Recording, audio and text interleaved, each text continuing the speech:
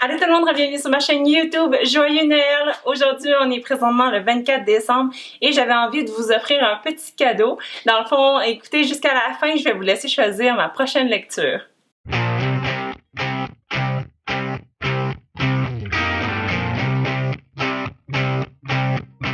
Dans cette optique d'être tannée de faire des TBR ou en français des piles à lire, mais pas nécessairement tous les lire pour plein de raisons, j'avais envie de cette fois-ci trouver un moyen de m'assurer que j'allais lire le livre que j'avais promis. Parmi 6 titres que je vais vous présenter bientôt, vous allez pouvoir choisir ma prochaine lecture par vote. Donc sans plus tarder, je vais vous présenter les 3 titres en français et les 3 titres en anglais. Le premier que j'avais envie de vous offrir, c'était An American Marriage par Tayari Jones. Et ça se trouvait être un roman qui était vraiment sur le top des clubs de lecture, dont celui d'Oprah. Ça raconte l'histoire du couple de Celestial et de Roy qui sont nouvellement mariés, puis qui incarnent vraiment le rêve américain, mais qui vont être séparés par des circonstances extérieures. C'est-à-dire que Roy va être accusé et arrêté pour un crime qu'il n'a pas commis, donc ils vont être séparés pendant plusieurs années. Puis là, ben, Celestial, malgré qu'elle l'aimait vraiment beaucoup, elle va refaire sa vie. Mais là, finalement, Roy va être libéré plus tôt que prévu. Puis là, c'est comme comment les trois vont faire pour cohabiter ensemble. C'est un livre qui me tente beaucoup parce qu'il a été décrit comme un classique moderne, mais aussi comme un masterpiece of storytelling. Puis ça m'intéresse vraiment beaucoup. Ensuite, le deuxième choix que je voulais vous donner, c'était Grosse Épée par Edith Bernier, publié chez les éditions Très Carré. Et dans le fond, c'est vraiment pour essayer de comprendre ce phénomène de grossophobie-là qui est de plus en plus expliqué, mais que j'ai pas vraiment attrapé la vague. Donc, j'ai vraiment le goût de m'éduquer sur le phénomène, puis en apprendre plus sur les témoignages des gens qui en ont vécu, c'est quoi en faire tout court, puis comment ça se traduit, comment les gens le prennent aussi, ceux qui sont victimes de commentaires déplaisants ou déplacés, puis comment aussi se mettre à la place des autres, puis faire preuve de compassion tout court. Je trouve ça le fun parce que j'ai feuilleté un petit peu la table des matières puis ça a l'air vraiment très complet. Donc il y a un mini historique de la grossophobie contemporaine puis tout ce qui est la lutte contre le négativisme pour aller plus vers le body positivity justement, les objectifs de cette lutte-là, le problème avec la célébration de la minceur, puis comme quoi le fait d'être grosse c'est parfois même pas un choix. Puis si ça l'est tant mieux, puis pourquoi on devrait pas être honteux de dire ben moi j'ai pas le goût d'être mince puis je m'aime comme ça. Puis c'est vraiment une lecture que je sens que je vais faire une vidéo discussion là-dessus.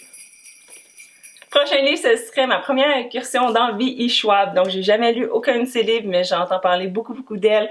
Puis j'aime vraiment beaucoup aussi les entrevues qu'elle a données, que j'en ai écouté certaines.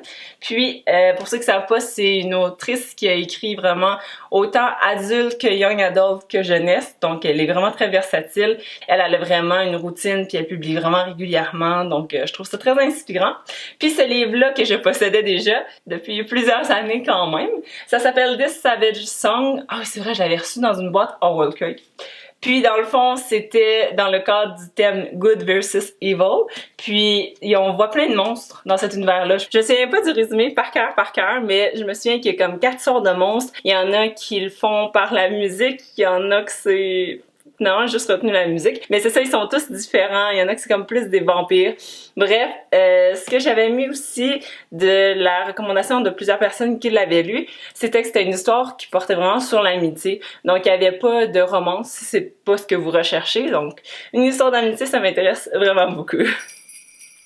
Bon, j'ai enlevé mon chapeau, j'avais vraiment trop chaud, donc on va le remettre juste à la fin. Le prochain choix, c'était Dominique Fortier, Les Villes de papier, donc publié chez les éditions Alto. Ça se trouve à une petite histoire qui raconte un peu l'histoire fictive de la poète, je sais pas trop c'est quoi entre les deux, Emily Dickinson, qui était vraiment populaire, mais très mystérieuse aussi. Donc, c'est quelque chose que j'ai hâte de voir parce que je sais qu'elle a gagné un prix. Je me souviens plus c'est quoi le nom du prix, parce que je pense qu'elle était en liste finaliste pour 2 différents. Donc, je me souviens plus lequel elle a gagné, mais elle a gagné. Ensuite, prochain choix, un autre young adult, et celui-ci, c'est The Knife of Never Letting Go par Patrick Ness, que j'ai déjà lu une fois, c'était A Monster Calls. C'était vraiment super bon, puis j'aimerais ça lire un peu plus de ce qu'il a écrit, parce qu'il est vraiment très doué de ce que j'ai vu jusqu'à présent. Puis celui-là, c'est une histoire fantastique dans laquelle il y a juste des hommes dans un village. Puis là, le personnage principal, dont je me souviens pas c'est quoi le nom, Todd, il est plus jeune, lui, donc c'est comme plus un teenager. Puis dans ce village-là, la particularité, c'est que tout le monde entend les pensées de tout le monde. Donc, t'as pas vraiment d'intimité de tes pensées. Je me sais plus trop qu'est-ce qui va se passer, mais il va comme s'enfoncer dans une forêt pour essayer de fuir ce village-là. Mais c'est un petit peu dur parce que tout le monde entend ses pensées, donc ils vont peut-être essayer de l'arrêter. Puis là, en s'enfonçant dans la forêt, il va tomber sur une fille, ce qui est vraiment très rare parce qu'il y en a jamais vu une, si je me trompe pas, avant. Et en plus, elle, je pense qu'il peut pas entendre ses pensées, donc il va être immédiatement vraiment intrigué par elle, ce qui me fait juste penser à Edward Cullen puis Bella, en tout cas. En tout cas, une des raisons pourquoi j'aimerais vraiment le lire en janvier 2021, c'est parce que le film va sortir également cette année-là. Je sais pas trop, mais c'est en début d'année. Puis il y a eu vraiment beaucoup de retard de production. Je pense que je l'avais annoncé dans mes Books to Movie Adaptations, genre en 2019. Finalement, ça a été repoussé en 2021. Si jamais la bande-annonce vous intéresse, je vais la laisser dans la barre de description parce que je l'ai même pas encore vue. J'en ai entendu parler, je sais qu'elle est sortie, mais je l'ai pas vue encore. Donc, je vais l'écouter et je vais vous laisser les liens dans la barre d'infos.